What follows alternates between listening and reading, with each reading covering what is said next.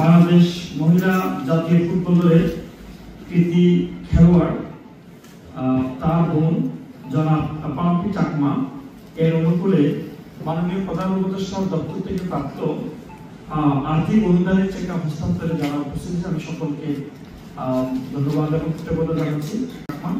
যা ফুটবলের মাঠে যা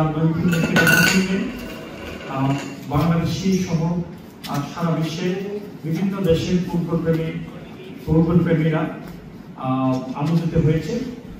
দুর্ভাগ্যজনকভাবে ঋতুপর্ণা চাকমার প্রিয় মা ক্যান্সারে আক্রান্ত হয়েছে। তার ক্যান্সারের সুচিকিৎসা নিশ্চিত করার জন্য আমরা বিভিন্নভাবে প্রচেষ্টা চালিয়েছি। আমাদের জেলা প্রশাসন থেকে তাকে আর্থিক অনুদান দেওয়ার জন্য আমরা চেষ্টা করেছি।